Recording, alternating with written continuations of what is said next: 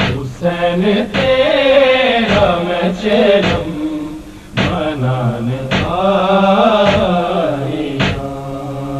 میں بازار آج گزری ويزكيهم ويعلمهم الكتاب والحكمة وإن كانوا من قبل لفي ضلال مبين.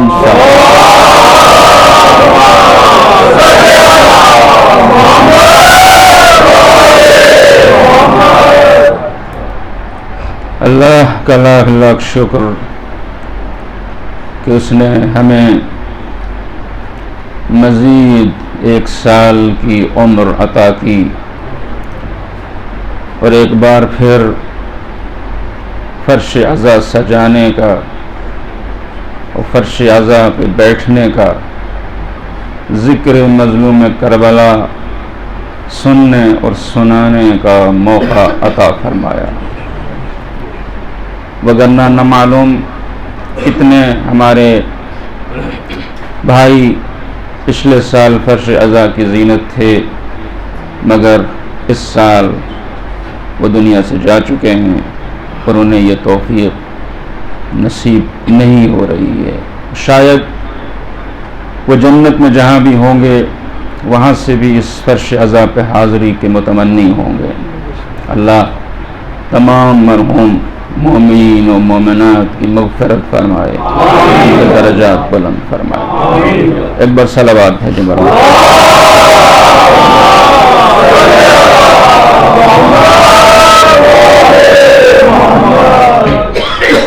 برادران عزیز اور بزرگواران گرامی قدر, سب سے پہلے آج کی پہلی مجلس میں ہم سب کو مل کر قطب عالم امکان حضرت صاحب العصر والزمان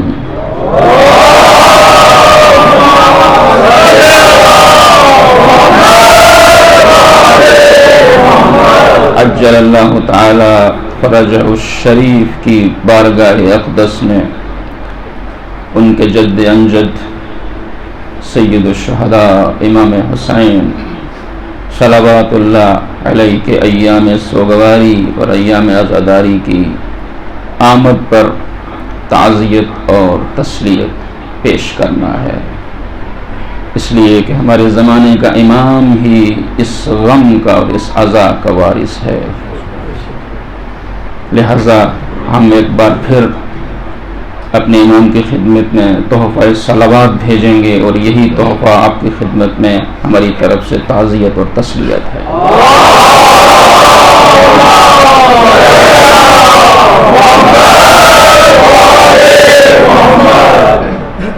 سال میں مختلف مواقع آتے ہیں. ہم جس ملک میں رہتے ہیں وہ ایک زرخیز ملک مانا جاتا ہے. ایک وقت آتا ہے جب ایک خاص موسم آتا ہے جب کسی خاص فصل کی کاشت کی جاتی ہے. ہر موسم میں ہر جگہ ہر بیج نہیں بویا جاتا. 2 موسم سال میں آتے ہیں, ایک کو موسم حج کہا جاتا ہے اور دوسرا موسم عزا. یہ موسم عزا وہ وقت ہے کہ جب ہم چاہتے ہیں کہ اپنے دل و دماغ کی زرخیز زمین میں ذکر حسین کے بیج بولیں. ایک خاص موسم ہے کہ جب ہم ذکر حسین کے بیج بو دینا چاہتے ہیں تاکہ سال بھر فکر حسین کی فصل کاٹ سکیں. اس لیے کہ حسین اسلام سے ہٹ کے کسی ہستی کا نام نہیں ہے. دینست حسین, حسین دین ہے. اگر اسلام بشریت کی، انسانیت کی نجات کا ضامن ہے تو اسی اسلام کی مجسم حسین تصویر کا نام ہے حسین ابن علی سید الشہداء۔ لہذا یہ صرف عالم اسلام کے لیے نہیں، عالم انسانیت کے لیے ایک بہترین موقع ہے۔ اس وقت دنیا میں لوگ جو اسلام کی طرف آ رہے ہیں، اللہ کے اس پیغام کو قبول کر رہے ہیں، ان میں ایک بڑی تعداد ان کی ہے کہ جو فقط اور فقط بوسیلہ حسین ابن علی اسلام کو پہچانتے ہیں۔ ان کی توحید کا راز یہی ہے کہ کوئی تو خالق ہے کہ جس کے مخلوق کو حسین کہتے ہیں، کوئی تو معبود ہے کہ جس کی بندگی کرنے والے کو حسین کہتے ہیں، وہ کوئی تو ہے کہ جو سب کچھ لٹا سکتا ہے، جس کے سر اور تن میں جدائی نہیں ہو سکتی، مگر اگر کوئی اس سے چھین نہیں سکتا تو وہ سجدہ خالق ہے۔ کوئی اور ہو تو مشکلوں اور پریشانیوں میں آہو فغاں کرے، مگر یہ کون تھا جس نے تاریخ اسلام میں سرزمین کربلا پر آخری سجدہ کر کے اسلام کو ایسا بچایا کہ آج 1400 سال کے بعد بھی اگر کوئی توحید کو پہچاننا چاہتا ہے تو وہ اس رخ سے جانتا ہے کہ جب ساجد اور سجدہ کرنے والا ایسا ہے تو وہ معبود اور مخلوق ہے۔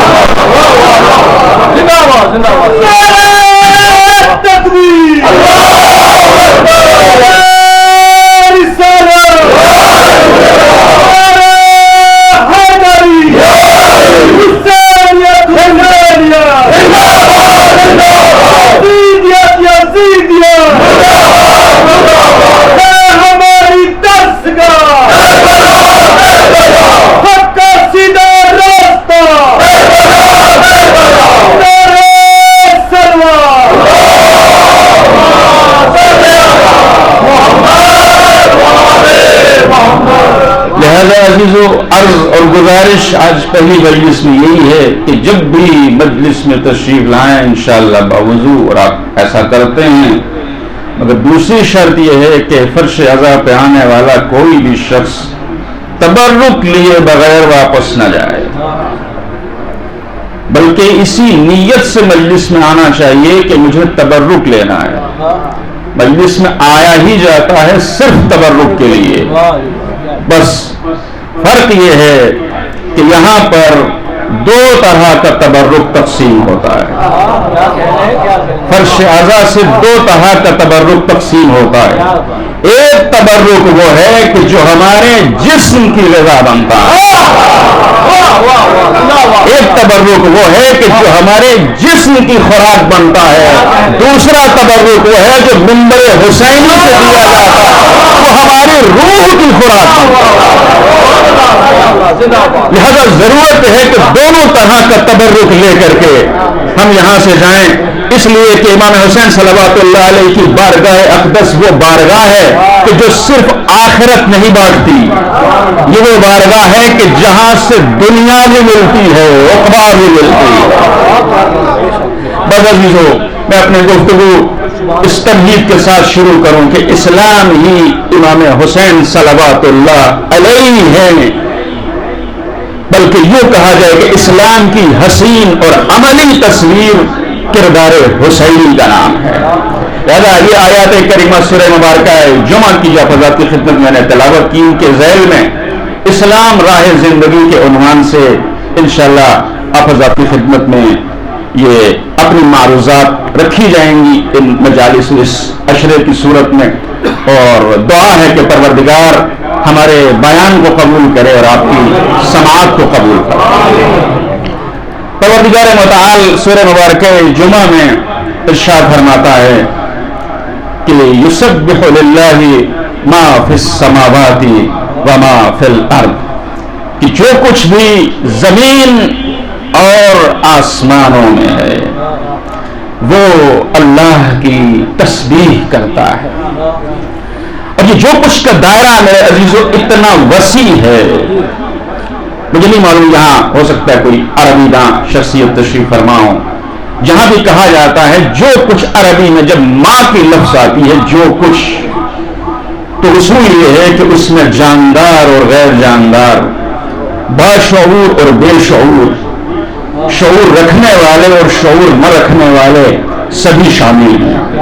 اس کے معنی یہ ہوئے کہ ہم آپ یہ سمجھتے ہیں کہ تسبیح کرنے کی اجازت صرف اسی کو ہے کہ جسے اللہ نے زبان عطا کی ہو، لیکن جب پروردگار نے دائرہ بڑا کر دیا کہ زمین اور آسمانوں کے درمیان جو کچھ ہے، اس کا مطلب یہ ہے کہ ضروری نہیں ہے کہ یہاں موجود وہ شے وہ چیز زبان بھی رکھتی ہو، تمہیں خبر نہیں، وگرنہ جو کچھ اس نے خلق کر دیا، چاہے وہ جمادات ہوں، پتھر ہوں، سنگریزے ہوں، چاہے وہ نباتات ہوں، پیڑ پودے ہوں، چاہے وہ حیوانات ہوں، چاہے وہ جنات ہوں، چاہے وہ ملائکہ ہوں، چاہے وہ انسان ہوں، یہ سب کے سب اس پروردگار کے پاک اور منزہ ہونے کا اعلان کرتے ہیں۔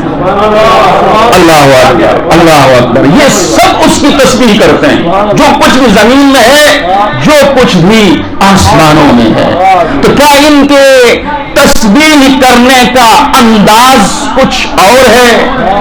کیا اس کے معنی یہ ہیں کہ جس وقت میں نے آبشار کو دیکھا تو بے ساختہ زبان پہ آیا سبحان اللہ، یعنی ان کی جو تسبیح ہے وہ ان کے وجود کی ہے کہ ان کو دیکھ کر کے چونکہ زبان پر سبحان اللہ آ جاتا ہے، بس یہی ان کی تسبیح ہے۔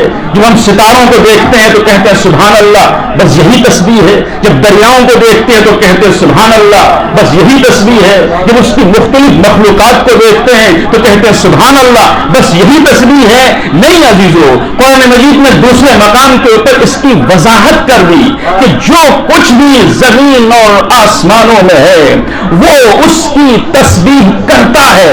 اس کو وضاحت کی وَإِن مِّن شَيْءٍ إِلَّا يُسَبِّحُ بِحَمْدِهِ، کوئی ایسی چیز میں نے بنائی ہی نہیں جو میری تسبیح نہ کرتی، کوئی ایسی چیز میں نے خلق ہی نہیں کی جو میری تسبیح نہ کرتی ہو۔ میں نے کہا ہم نے تو یہی سمجھا کہ تسبیح کا مطلب مخلوق کو دیکھتے جاؤ، اس کی آیتوں کو دیکھتے جاؤ، اس کی نشانیوں کو دیکھتے جاؤ، اس کی قدرت کے مظاہر کو دیکھتے جاؤ اور سبحان اللہ کہتے جاؤ، مگر اسی پروردگار نے ہماری زبانوں کو بند کر دیا کہ کوئی چیز ایسی نہیں ہے، کوئی شے ایسی نہیں ہے جو اس کی تسبیح نہ کرتی ہو۔ وَلَٰكِن لَّا تَفْقَهُونَ تَسْبِيحَهُمْ، یہ زبان حال کی تسبیح نہیں ہے، یہ زبان سے تسبیح ہے، مگر تمہیں اتنا شعور نہیں کہ اسے سن سکو۔ صلوات بھیجے بر محمد والے۔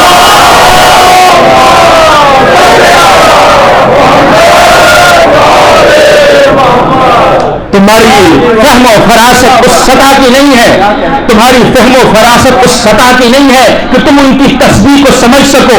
اس کا مطلب یہ ہوا کہ میں سمجھتا ہوں کہ لکڑی بے جان ہے، قرآن کہتا ہے نہیں یہ تسبیح کرتی ہے، تم نہیں سنتے۔ میں سمجھتا ہوں پتھر بے جان ہے، قرآن کہتا ہے نہیں یہ تسبیح کرتے ہیں، تم نہیں سمجھتے۔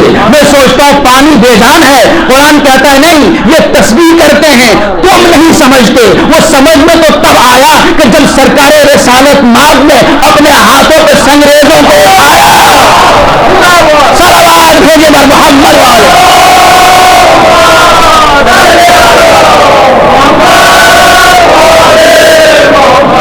اس کا مطلب یہ ہوا کہ جو حجت خدا ہو، جو اس کی طرف سے آئے، تسبیح تو سنگریزے ویسے بھی کرتے ہیں، لیکن جب اس کے ہاتھوں پر آ جائے تو تسبیح سنائی دینے لگتی ہے، تسبیح سمجھ میں آنے لگتی ہے۔ کیا یہ کائنات اس کی تسبیح کرے تو اس سے اس کی کبریائی میں کوئی اضافہ ہو جاتا ہے؟ کیا وہ بڑا ہو جاتا ہے؟ اگر تسبیح نہیں کریں گے، اس کی بزرگواری کا، اس کے پاک ہونے کا اعلان نہیں کریں گے تو اس کی خدائی میں کوئی کمی آ جائے گی، وہ چھوٹا ہو جائے گا۔ تسبیح کیا اس کی ضرورت ہے یا اس کی ضرورت ہے؟ تسبیح کرنے کا مقصد کیا ہے؟ اسے چاہیے کہ لوگ اس کا سجدہ کریں، اسے ضرورت ہے کہ اس کی تسبیح کی جائے، اسے ضرورت ہے کہ اس کی کبریائی کا اعلان ہو، اسے ضرورت ہے کہ اس کی تقدیس کی جائے۔ نہیں، سورہ مبارکہ ترجمہ میں اس نے آگے بڑھ کے ارشاد فرمایا الملک القدوس العزیز الحکیم، وہ صاحب اختیار ہے، وہ قدوس ہے، وہ صاحب عزت و جلال ہے، وہ صاحب حکمت ہے، تم تسبیح نہ کرو وہ تب بھی خدا ہے، تم تسبیح نہ کرو وہ تب بھی خدا ہے، تم سارے مکر جاؤ، تم سب انکار کر دو وہ تب بھی خدا ہے، تمہارے اسے مان لینے سے وہ بڑا نہیں ہو جائے گا، تمہارے اسے مان لینے سے وہ بڑا نہیں ہو جائے گا، اور انکار کر دینے سے وہ چھوٹا نہیں ہو جائے گا، اس کی ضرورت نہیں ہے، وہ صاحب اختیار ہے، وہ مقدس ہے، وہ قدوس ہے، وہ صاحب عزت ہے، وہ صاحب جلال ہے، وہ کریم بھی ہے، وہ رحمان بھی ہے، وہ رحیم بھی ہے، وہ شریف بھی ہے، وہ کریم بھی ہے، وہ شریف بھی ہے، وہ جلیل بھی ہے، وہ جمیل بھی ہے، وہ ذوالجلال والاکرام بھی ہے، وہ کبیر بھی ہے، وہ متعال بھی ہے، وہ سارے صفات حسنہ کا مالک ہے، سارے صفات علیہ کا مالک ہے، سارے اسماء حسنہ کا مالک ہے، تم تسبیح نہیں کرو گے تو تم ناشکرے کہلاؤ گے، تسبیح کرو گے تو بندہ شاکر ہو جاؤ گے۔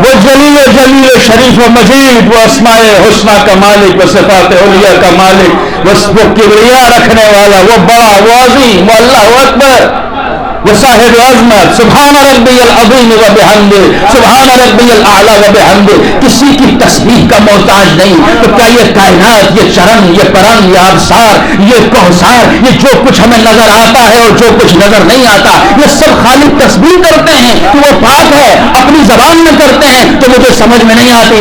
ائمہ طاہرین نے مدد کی، جانور کے منہ پہ نہ مارا کرو۔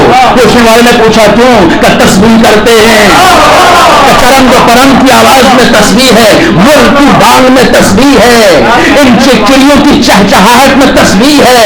ہمیں سمجھ میں نہ آئے تو اس کا مطلب یہ نہیں ہوا انسان ناشکرا ہے، انسان انکاری ہے، انسان منکر ہے۔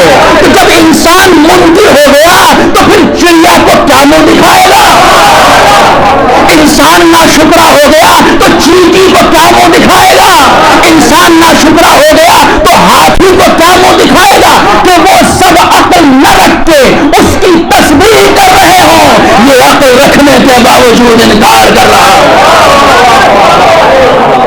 خاموش دعوت دے دی قرآن مجید نے، براہ راست نہیں کہا میری تسبیح کرو، نہیں دعوت دے دی۔ ذرا دیکھتے نہیں ہو چڑیا صبح ہی اٹھ جائے فجر کے وقت اور تسبیح کرنے لگے، اور تم رات بھر موبائل میں محو رہ کر کے صبح کے وقت سوتے رہو، تو خود فیصلہ کرو تم افضل ہو یا چڑیا، تم فیصلہ کرو، تم بڑے ہو یا مرغا، تم فیصلہ کرو کہ بڑا کون ہے۔ لہذا خود کو بڑا سمجھنے سے کوئی بڑا نہیں ہوتا، جو اس کو بڑا سمجھتا ہے وہ اسے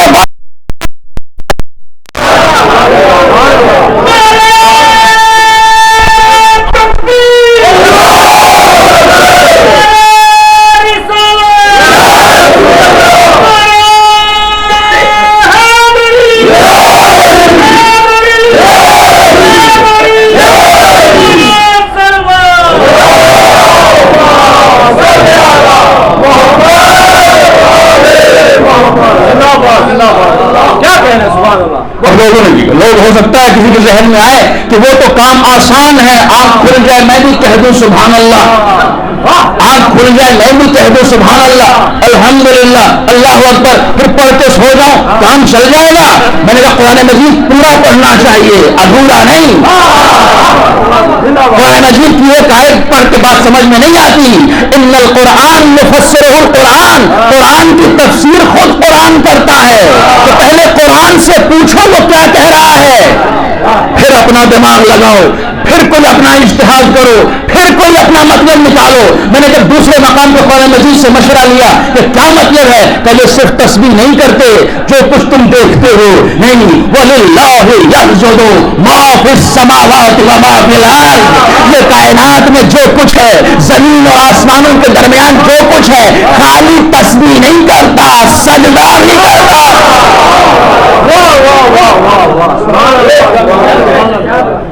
جو کچھ بھی ہے یہ خالی تسبیح نہیں کرتے، یہ سجدہ بھی کرتے ہیں. تو آپ چاند کے سامنے کیا اپنا مکھڑا دکھا سکتے ہو کہ وہ تو تسبیح بھی کرے، سجدہ بھی. وہ سورج کے سامنے کیا تم سورج کی آنکھ میں آنکھ ڈال کے اپنے آپ کو انسان کہہ سکتے ہو کہ وہ تسبیح بھی کرے اور سجدہ بھی؟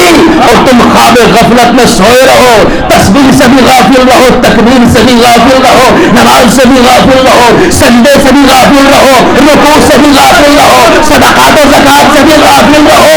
آخر اس امام کے ماننے والے ہو کہ جس نے احکام خداوندی کو یکجا کر لیا، اس علی کے ماننے والے ہو کہ جس کی تسبیح نمایاں ہے. جب وہ سبحان اللہ کہتا ہے تو کائنات اس کی زبان کے ساتھ زبان ملا لیتی ہے.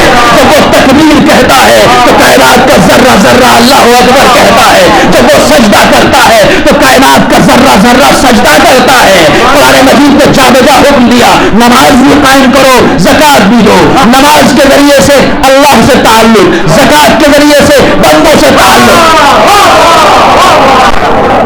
نماز کے ذریعے اللہ سے تعلق، زکات کے ذریعے بندوں سے تعلق. میں نے کہا در حسین پر دنیا بھی ہے، عقبہ بھی ہے. نماز بھی قائم کرو، زکات بھی دو. نماز قائم کر کے اللہ سے جڑ جاؤ، زکات دے کے بندوں سے جڑ جاؤ.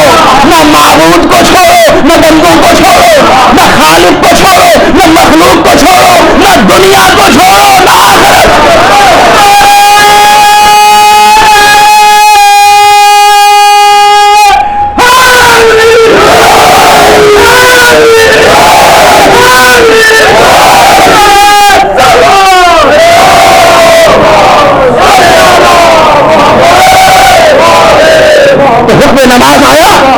نماز آیا، تحفہ معراج آیا. اصحاب نے، مومنین نے، مسلمانوں نے، اہل اسلام نے نماز قائم کی. حکم زکات آیا تو زکات دے دی. احکام آئے ان پر عمل کر لیا. تب سے لے کر کے آج تک مسلمان اسلام پہ چلنے والے نماز بھی قائم کرتے ہیں، نماز بھی قائم کرتے ہیں، زکات بھی لیتے ہیں. وہ بھی اللہ کی بندگی، یہ بھی اللہ کی بندگی. کام بندوں کا، بندگی خدا کی. خدمت بندوں کی، عبادت خدا کی. کام بندوں کا مگر عبادت اللہ کی. پر یہی تو اسلام کا حسن ہے، یہی تو اسلام راہ زندگی ہے کہ یہ معاشرے سے کٹنے کی اجازت نہیں دیتا، یہ الگ تھلگ ہونے کی اجازت نہیں دیتا، یہ گوشہ نشینی کی اجازت نہیں دیتا، یہ عزلت نشینی کی اجازت نہیں دیتا. تو یہ کہے کہ میری آنکھیں ہی نہیں، اس لیے میں نے کبھی نامحرم کو نہیں دیکھا، کوئی کمال نہیں ہے. نہیں آنکھیں بھی ہوں، کشاکش بھی ہو، بازار میں بھی نکلو، نامحرم سامنے آ جائے، بندگی پروردگار کرو. یا آسمان کی طرف نگاہیں اٹھا لو یا زمین کی طرف جھکا دو. کسی گوشے کونے میں بیٹھ کے تقویٰ نہیں آتا، معاشرے کے درمیان رہو، دامن بچاتے رہو. صلوات بھیجو بر محمد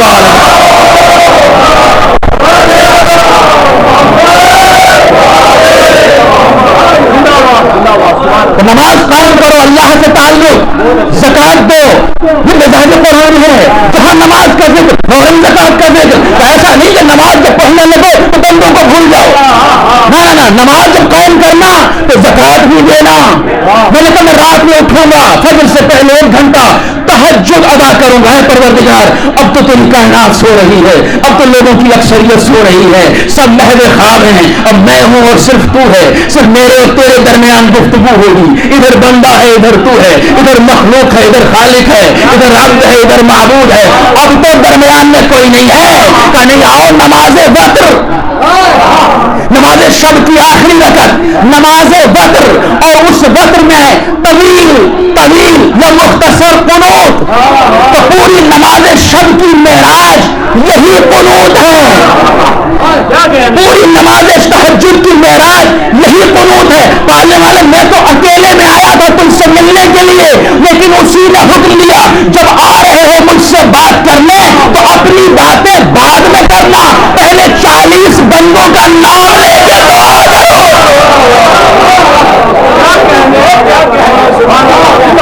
صلوات بھیجو محمد.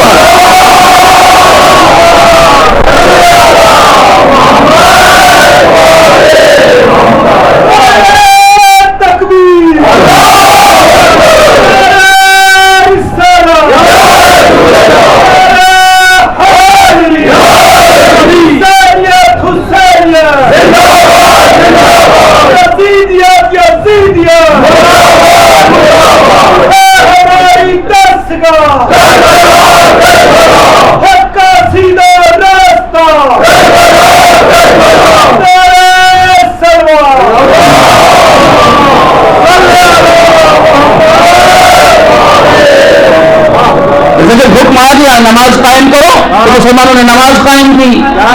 جب حکم آیا زکات دو تو مسلمانوں نے زکات دی. مگر پوری تاریخ انسانیت میں حضرت آدم سے لے کر کے آج تک کوئی ایسی ہستی نہیں ملی جس نے ایک ہی وقت میں نماز بھی قائم کی.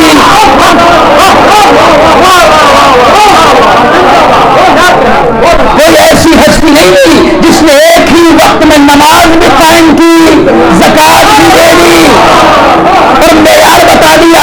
ہر ایرے غیرے کو سر پہ نہ بٹھانا، ہر کسی کو لیڈر مت بنانا، ہر کسی کو امامت کا درجہ مت دینا، ہر کسی کو قیادت مت سونپنا، ہر کسی کے پیچھے مت چلنا، کردار ناپ لینا. وہ کون ہے جو حالت نماز میں خدا کے بندے کو نہیں بھولتا؟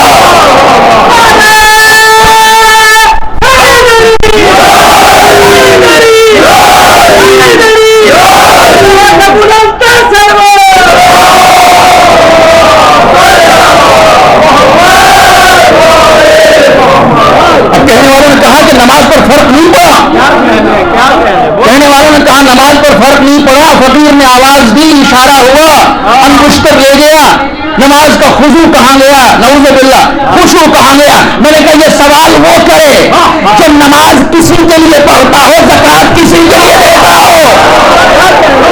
جس کے نزدیک نماز بھی حکم خدا، زکات بھی حکم خدا، تو دیا بندے کو مگر بندگی اسی کی تھی.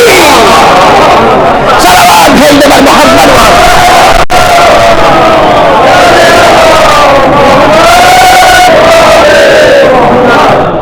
فرق کیا ہوا اس کردار میں اور بقیہ کرداروں میں؟ فرق کیا ہوا؟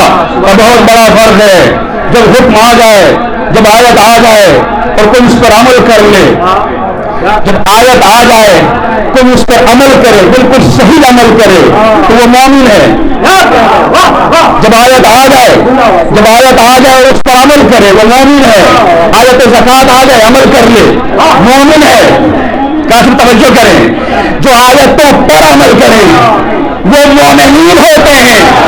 جن کے عمل پر آیتیں اتریں وہ امیر المومنین ہوتے ہیں. جن کے پہلے عمل ہو پھر آیتیں آئیں، جن کا کردار معیار بن جائے، جن میزان اعمال ہو، جن کا کردار کسوٹی ہو، میزان الاعمال. نماز پڑھی علی جیسی کتنی پڑھی، روزہ رکھا علی جیسا کتنا رکھا، زکات دی علی جیسی کتنی دی. پر جتنی میزان میں میزان کے اوپر آ گئی اتنی قبول ہو گئی، جتنی میزان اور معیار کسوٹی سے باہر ہو گئی رد ہو گئی. یہ مسئلہ بات بھیجے.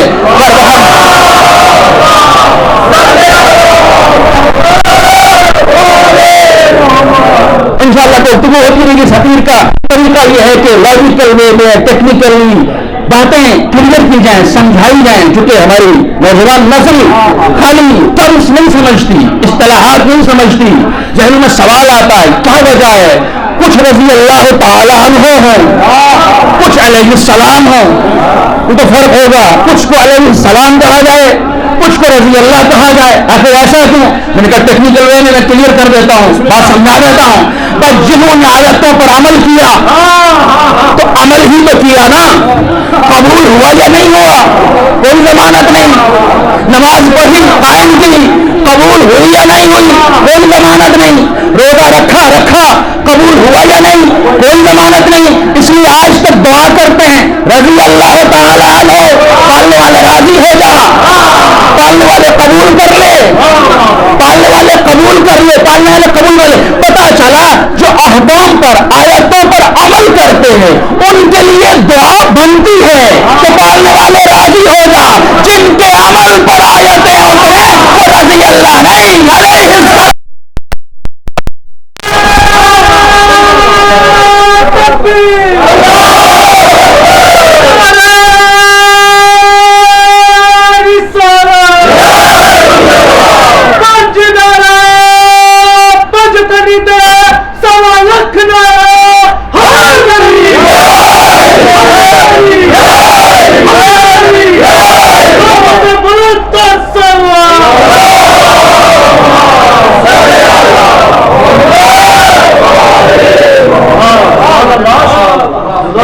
جو کچھ زمین میں اور جو کچھ آسمانوں میں ہے سب اس کی تسبیح کرتے ہیں.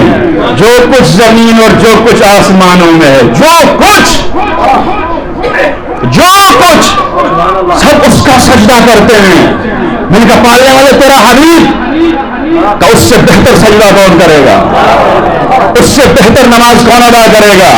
جسے حکم ہو کہ میرے حبیب رات کو کچھ آرام بھی کر لیا کرو. اے کالی کملی اوڑھنے والے، قم اللیل الا قلیلا. جو اتنی نماز پڑھے جس کے لیے پروردگار نے ارشاد فرمایا کہ تجھے اتنا عطا کرے گا کہ تو راضی ہو جائے، تجھے اتنا عطا کرے گا کہ تو راضی ہو جائے. میں نے کہا کائنات ساری کہتی ہے قربتن اللہ، تو بھائی یہی تو کائنات میں اور کائنات کے وارث میں فرق ہے. یہی تو کائنات میں اور وجہ تخلیق کائنات میں فرق ہے کہ کائنات مالک کائنات کی رضا چاہتی ہے، مالک کائنات اپنے حبیب کی رضا چاہتی ہے. اتنا عطا کرے گا. اور کس کا؟ اسی کا سجدہ، کس کی تکبیر کا؟ یہی تو سکھانے آئے تھے، یہی تو تعلیم دینے آئے تھے، یہی تو پڑھانے آئے تھے.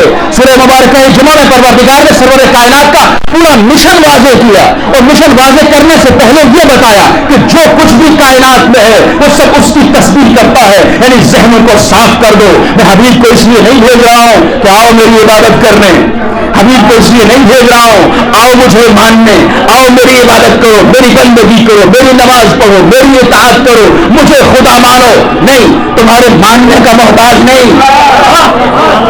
پوری کائنات میری تسبیح کرتی ہے، پوری کائنات میرا سجدہ کرتی ہے.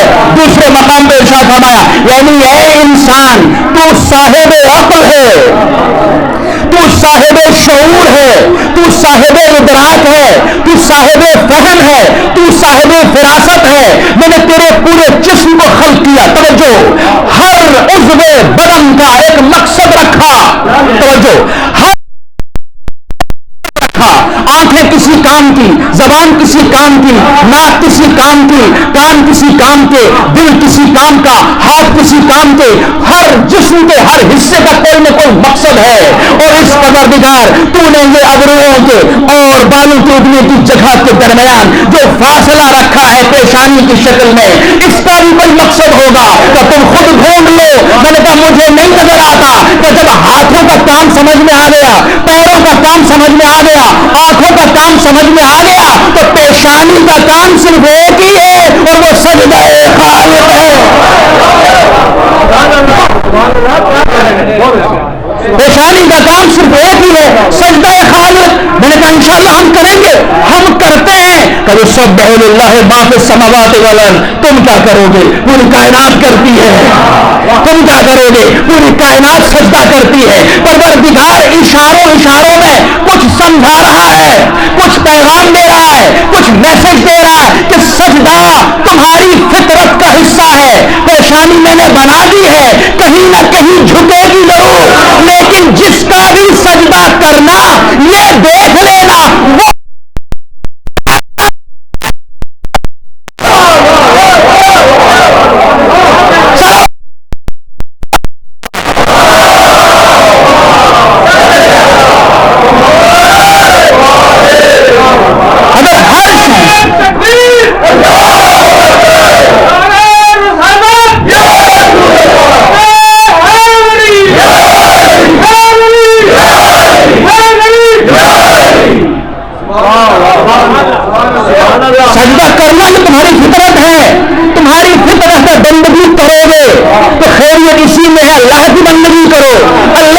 سجدہ کرو، اور اگر وہاں سے بھٹک گئے تو ہر طاقت کے آگے، ہر طاقتور کے آگے جھکتے چلے جاؤ گے. عہدہ دیکھو گے جھک جاؤ گے، دولت دیکھو گے جھک جاؤ گے، شہرت دیکھو گے جھک جاؤ گے، پیسہ دیکھو گے جھک جاؤ گے، بڑی گاڑی دیکھو گے جھک جاؤ گے، بڑا بنگلہ دیکھو گے جھک جاؤ گے. ہر منصب اور عہدے کے آگے جھکتے چلے جاؤ گے، تسلی پھر بھی نہیں ہوگی. اس لیے اسلام واحد راہ زندگی ہے. اپنے آپ کو اذیت میں نہ ڈالو. کیوں سورج کا سجدہ کرتے ہو جبکہ اس کا بھی کوئی خالق ہے؟ کیوں چاند کا سجدہ کرتے ہو جبکہ اس کا بھی کوئی خالق ہے؟ کیوں کسی آبشار کا سجدہ کرتے ہو جبکہ اس کا بھی کوئی خالق ہے؟ پوری توجہ چاہتا ہوں. یعنی جب تمہاری فطرت میں ہے کہ کسی نہ کسی کے آگے جھکو گے تو جھکنے کے لیے اس کا انتخاب کرنا جو لائق سجدہ ہو، اور اس ایک کا سجدہ تمہیں ہر ایلے ویلے کے آگے جھکنے سے نجات دے دے گا. وہ ایک سجدہ جسے تو بڑا سمجھتا ہے ہزار سجدوں سے دیتا ہے آدمی کو نجات. اسلام آزادی دیتا ہے، اسلام غلام نہیں کرتا. اللہ اپنا بندہ کر کے آزاد کر دینا چاہتا ہے. دنیا آزادی کا نعرہ لگا کے غلام بنانا چاہتی ہے. دنیا والوں میں اور فرق ہے، لہذا یہ تمہاری فطرت ہے. اس کا ہی سجدہ کرنا جو لائق سجدہ ہو. تو قرآن مجید میں اپنے واضح طور پر کہہ دیا کہ ہر شے اس کی تسبیح کرتی ہے، ہر شے اس کا سجدہ کرتی ہے. تو جب بھی کسی کا سجدہ کرنے کے لیے انتخاب کرنا تو یہ دیکھ لینا کہ وہ خود کسی کا سجدہ نہ کرتا ہو، لیکن اگر وہ خود بھی کسی کی تسبیح کرتا ہے، وہ خود بھی کسی کا سجدہ کرتا ہے، تو سمجھ لینا کہ یہ ساجد ہے، یہ عابد ہے، معبود وہی ہے.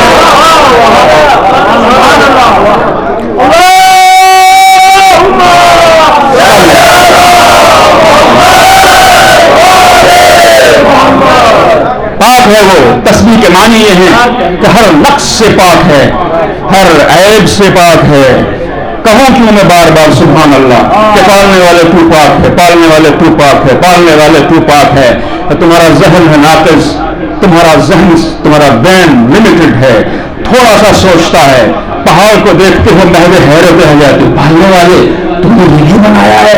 سبحان اللہ کہ جب یہ تعجب کرتے ہو نا تو اپنے ذہن کے دریچے میں اسے چھوٹا کرنا چاہتے ہو. اگر کہو سبحان اللہ، کہو سبحان اللہ کہ جتنا میں نے سوچا وہ تو کچھ بھی نہیں ہے، تو نہ معلوم کتنا بڑا ہے، تو نہ معلوم کتنا پاک ہے. یہ ہے تبرک حسینی. تو نہ معلوم کتنا مقدس ہے، مجھے نہیں معلوم، میرا ذہن چھوٹا سوچتا ہے. اس لیے میں بار بار اعلان کروں گا جو میں نے سوچا تو اتنا نہیں ہے، جو میں نے سوچا تو اتنا نہیں ہے. تو رازق ہے، میں تو یہی سمجھا کہ تو روٹی دیتا ہے. نہیں، کہو سبحان اللہ تو کتنا رازق ہے مجھے نہیں معلوم. صلوات بھیجے پر محبت.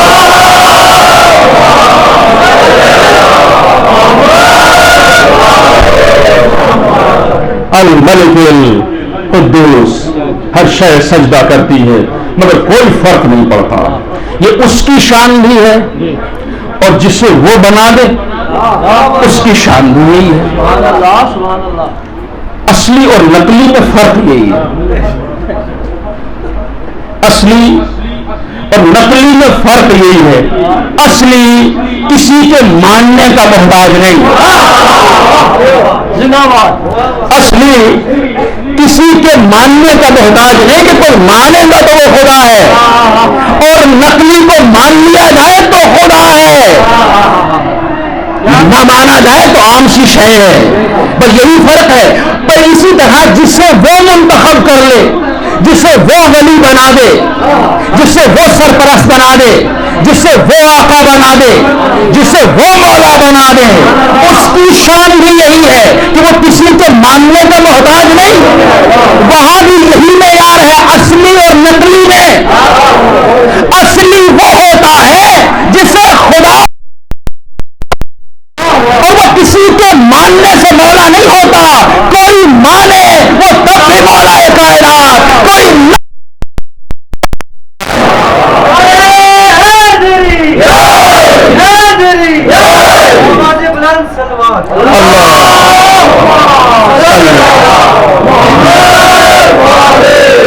لہذا عزیز جس طرح اللہ ہماری تسبیح کا محتاج نہیں، اسی طرح مولا ہمارے قصیدے اور مدح کا محتاج نہیں۔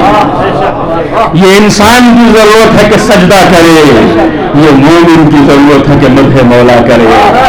لہذا عزاداری کو ہماری ضرورت نہیں ہے، فرش عزا کو ہماری ضرورت نہیں ہے، فرش عزا کو ہماری ضرورت نہیں ہے، ہمیں فرش عزا کی ضرورت ہے۔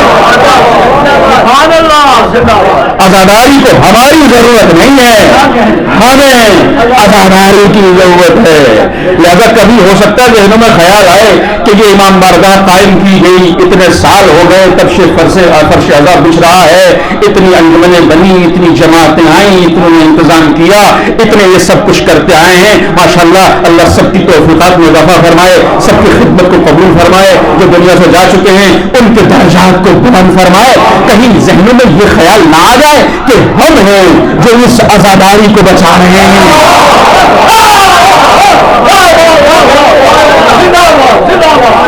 کہیں ذہنوں میں یہ تصور نہ آ جائے کہ ہم ہیں جو فرش عزا بچھا رہے ہیں، کہیں ذہنوں میں یہ تصور نہ آ جائے کہ ہم ہیں جو اس عزاداری کو چلا رہے ہیں، جو اس عزاداری کو بچا رہے ہیں۔ نہیں نہیں، ذہنوں کو صحیح کر لو، یہ عزاداری ہے جو ہمیں بچا بھی رہی ہے، چلا بھی رہی ہے۔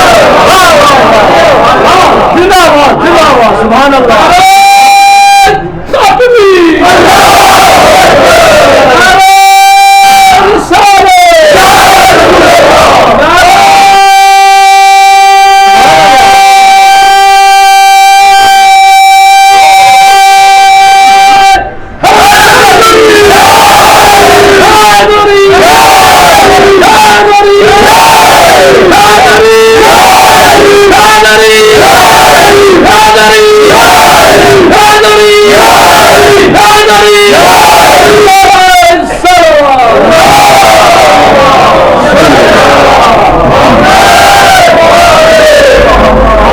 خادم فرش عزا ہے، مالک عزا نہیں۔ مالک ہم اپنے گھر کے ہیں، ہر ایک کو نہیں آنے دیتے۔ جہاں ہماری ملکیت ہوتی ہے وہاں محدودیت ہوتی ہے، جہاں ہماری ملکیت ہوتی ہے وہاں محدودیت ہوتی ہے، جہاں کائنات کے آقا کی ملکیت ہوتی ہے وہاں یہ در سب کے لیے کھلا ہوتا ہے۔ یہ صرف اہل اسلام کے لیے نہیں، ہر حق پرست کے لیے یہ در کھلا رہتا ہے۔ یہ ہم نے کب کہا کہ ہماری ہے کربلا؟ یہ ہم نے کب کہا کہ ہماری ہے کربلا؟ ہماری ہے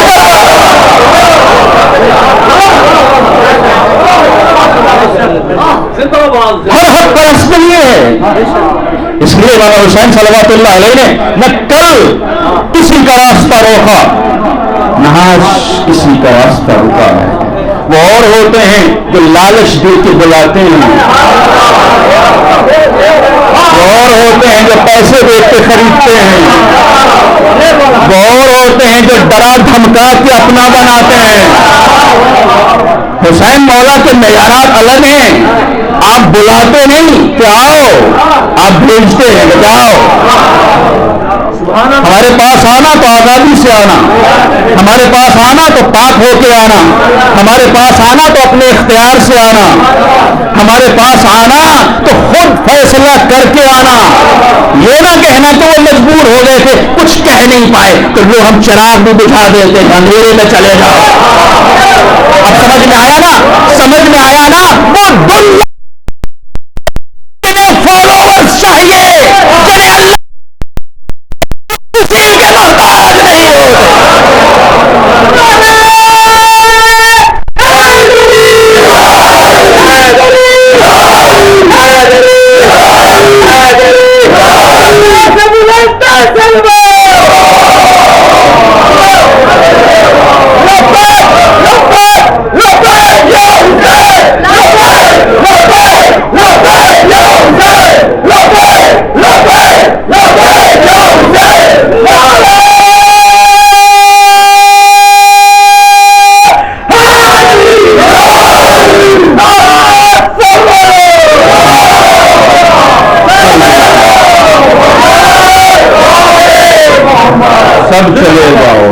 74 بھی نہیں چاہیے.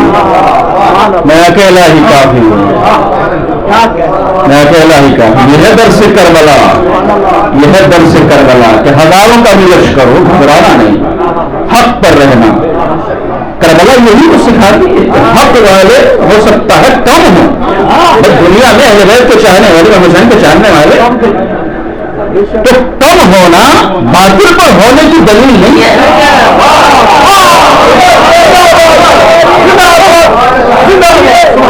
کم ہونا باطل پر ہونے کی دلیل نہیں ہے, کم ہونا انمول ہونے کی دلیل ہے.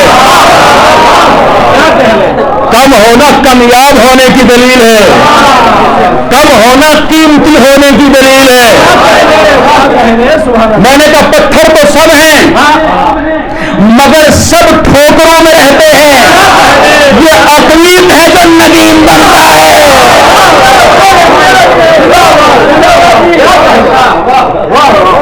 اکثریت معیار نہیں, کیڑے مکوڑے معیار نہیں, اپنے لیے جینے والے معیار نہیں.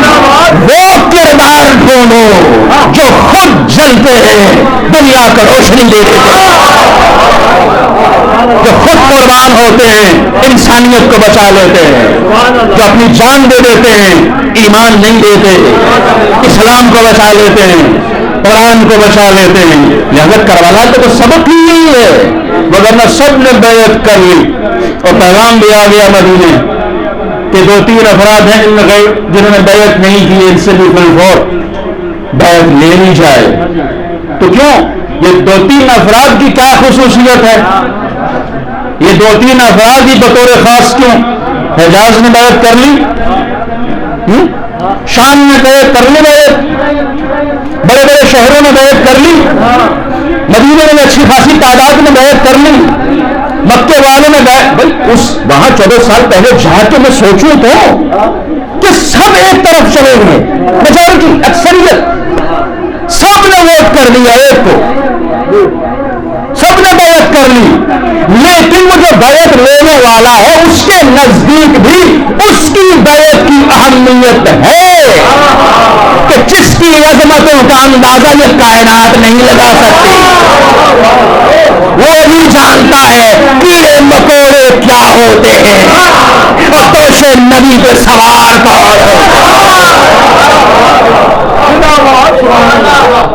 وہ سارے کر لے گئے نہیں, ان سے بطور خاص. اور جب نہیں کی گئے ظاہر ہے انکار ہوا, تو شاید آپ نے سنا ہوگا, علامہ مودودی ایک مقام کے اوپر لکھتے ہیں, غالباً کسی نے سے سوال کیا کہ جب سب نے بیعت کر لی, امت کی اکثریت نے, بڑے بڑے صحابہ نے, صحابہ زادوں نے کر لی بیعت, اس کو یس کر لیا, تو پھر حسین ابن علی علیہ السلام نے بیعت کیوں نہیں کی؟ تو بڑا معرفت بھرا جواب دیا مولانا مودودی نے, در حسین پہ آتے ہیں ہر خیال کے لوگ.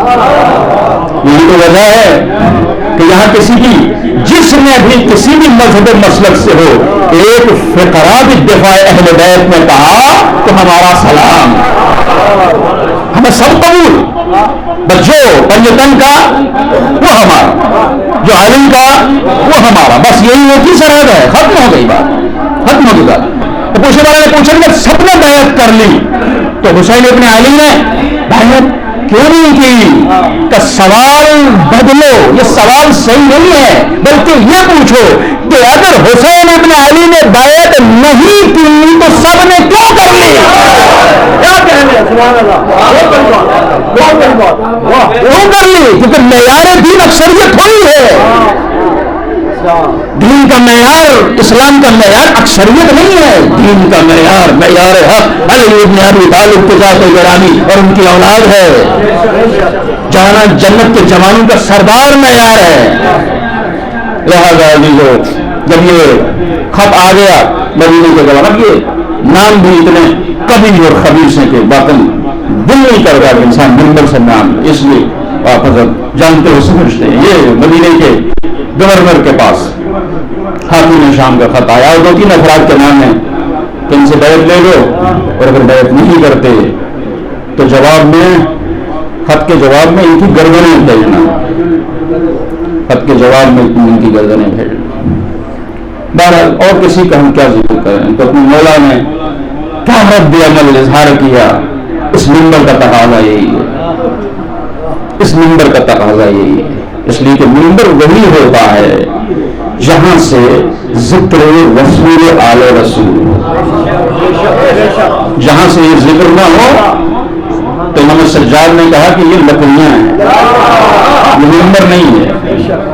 ذکر آل محمد نہ ہو تو منبر کی شکل ہوتی ہے، اصل میں لکڑیاں ہوتی ہیں، اور ذکر مولا کائنات ہو تو غدیر میں کجاووں کا بھی منبر بن جائے۔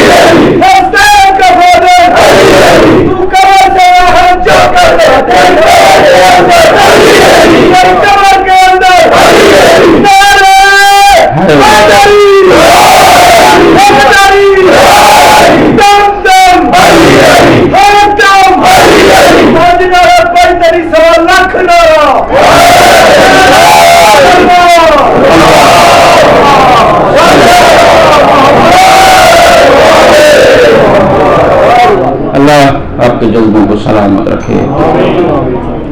محبت اہل بیت ہمارے دلوں میں موجزن رہے، ہم اور اہل بیت میں کبھی جدائی نہ ہو، ہم اور مولا کے دامن میں کبھی جدائی نہ ہو، ہم اور قرآن میں کبھی جدائی نہ ہو، اس لیے کہ قرآن اور اہل بیت میں جدائی ناممکن ہے۔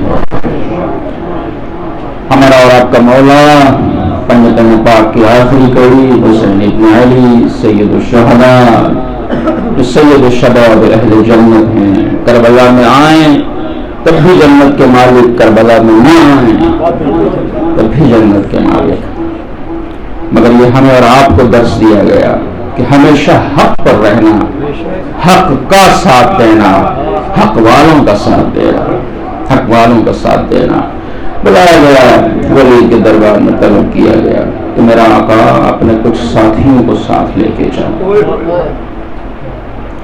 اور ساتھیوں کو حکم دیا کہ تم باہر ہی رہنا، اگر میری آواز بلند ہوئی تو چلے آنا۔ کربلا کی شروعات ہے، کربلا کی شروعات ہے۔ آپ کو کچھ یاد نہیں آیا؟ آپ کچھ یاد نہیں آیا؟ آج میرا مولا ولید کے دربار میں جا رہا ہے تو کچھ ساتھی لے کے جا رہا ہے، بہادر ساتھی لے کر کے جا رہا ہے۔ کل عصر عاشور میرا مولا کو کہا رہا ہوگا یا ابطال الصفا یا فرسال الحجر مالی ارادی کو پلا تجیری میرے شیر کا میرے جانے زانوں کہاں ہو، دشمن کو کہا رہا ہو، تم جواب نہیں دیتے، شاید یہ کون آپ کو اجر دے، یہاں سے بارگاہ ربوبیت میں قبول ہو، ہمارے مولا راضی ہو۔ ہمارے اور آپ کے زمانے کا امام اکیلا گریہ نہ کر رہا ہو، ہم بھی ساتھ شامل ہو جائیں، تو یہی تو مجلس اعلیٰ کا مقصد ہے، ہم بھی ساتھ شامل ہو جائیں، ہم بھی ساتھ شامل ہو جائیں۔ تعزیت جب کسی کے ساتھ کی جاتی ہے نا تو انسان کو رونا نہ آئے تو تب بھی ہنستا نہیں ہے، مسکراتا نہیں ہے، کوشش کرتا ہے غم بانٹنے کی، کوشش کرتا ہے رونے والے کا ساتھ دینے کی، مگر جب کوئی اپنا ہوتا ہے تو پھر آنسو اپنے آپ آنکھ سے جاری ہو جاتے ہیں۔ میں یہی عرض کروں گا میرے آقا میرے مولا ہم گنہگار ہیں، مگر یہ آنسو بتاتے ہیں ہم کسی اور کے نہیں ہیں، آپ ہی ہم برے ہیں، ہم میں ہزار خواہی ہے مگر مولا یہ ہمارے آنسو دلیل ہے، ہم کسی اور کے نہیں ہیں، آپ ہی کے آقا جو ہماری کمیاں ہیں آپ اپنی نظر کرم سے دور کر دیجیے، ہمیں آپ اس سے متحد کر دیجیے، ہمیں یکجہتی عطا کیجیے، ہمیں ایک کر دیجیے مولا، ہم سب آپ کے مولا گئے سامنے والے نے حاکم شان کا خط سنایا، اس کے بعد مطالبہ بیعت دہرایا تو میرے مولا نے جواب یہ دیا کہ رات کی تاریکی میں بیعت سے کیا فائدہ، یہاں کسے پتا چلے گا کس نے کس کی بیعت کی، صبح ہونے دو، اجالا ہونے دو، لوگوں کے درمیان فیصلہ ہوگا کہ اصل میں خلافت حق کس کا ہے۔ بیعت مجھ سے مانگی جانی چاہیے کہ میری بیعت کی جانی چاہیے، امام کون ہے، دین کا وارث کون ہے، یہ فیصلہ مجمع میں ہوگا۔ دوسرے ساتھی نے کہا حسین کبھی بھی بیعت نہیں کریں گے، ان فی جنبہ قلب ابی، اس کے پہلو میں ان کے پہلو میں ان کے بابا کا دل ہے، لہذا انہیں اجازت دے اور یہیں پر حکم پر عمل کر اور ان کی گردن اڑا دے، نعوذ باللہ۔ بس جیسے ہی کہنے والے نے یہ کہا سیدہ کا لال جہاں میں آیا، فرمایا یہ منظر تھا نیلگون عورت کے بیٹے اتقتلونی، اب ہاگا وہ مجھے قتل کرے گا، یہ لکھا ہے کہ مولا کی صرف آواز بلند ہوئی جانثار دوڑے چلے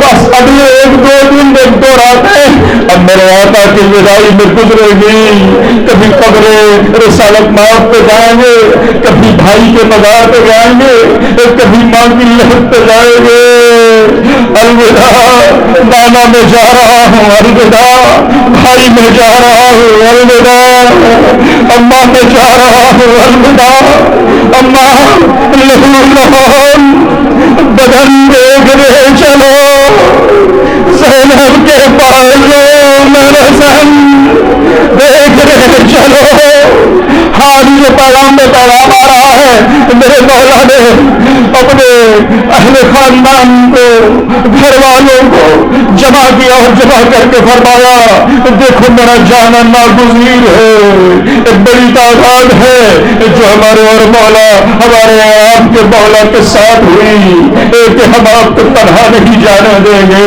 ہم آپ کو اکیلا نہیں جانے دیں گے۔ اب جب مدینے سے جانے کا وقت آیا تو کافی لوگ ہیں جو رخصت کر رہے ہیں، مدینے کی جان مدینے سے جا رہی ہے، آپ میں سے بہت سے پردیسی ہوں گے جنہیں ایام میں بطور خاص اپنا وطن یاد آتا ہوگا، اور اسے جب بھی آپ گھر سے رخصت ہوتے ہیں نا، گھر سے گھر والوں سے مل کر کے کہیں جاتے تو اس امید کے ساتھ جاتے کہ کچھ ہی دیر میں ملاقات ہوگی، کچھ عرصے کے بعد ملاقات ہوگی۔ اللہ نے مسافر کربلا مدینے کو الوداع کہہ رہا ہے کہ اب مدینے میں کبھی واپسی نہ ہوگی۔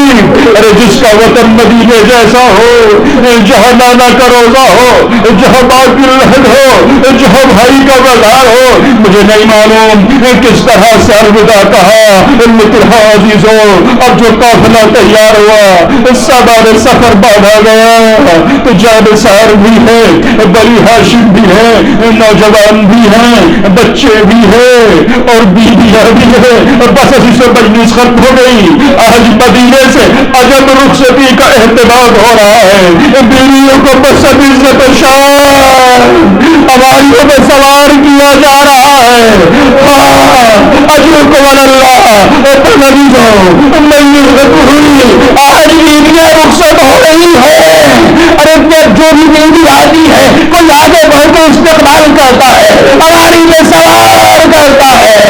ایک معظمہ جب سوار ہونے کے لیے آئی تو دل ملتا ہے، ساتھ ہی بیان کرتے ہیں کہ کوئی ایک ہستی نہیں عباس بھی آگے بڑھے، علمدار کربلا بھی آگے بڑھے، حسین سید الشہداء بھی آگے بڑھے، علی اکبر بھی آگے بڑھے، قاسم بھی آگے بڑھے، ارے سب نے بڑھ کے استقبال کیا، بیوی کو سوار کیا، اور جب کسی پوچھنے والے نے پوچھا کہ آخر یہ کون معظمہ ہے جس کا اتنا احترام کیا جا رہا ہے، یہ کوئی عام معظمہ نہیں، ارے علی کی شیر بیٹی زینب کبریٰ اجرکم اللہ، ارے یہ مدینے کا منظر ہے، وہ کربلا کا منظر، بھائی کا سر دو کے سرا پہ بلند ہو گیا، خانوں میں آگ لگائی جا رہی ہے، بیویوں کے سروں سے چل رہی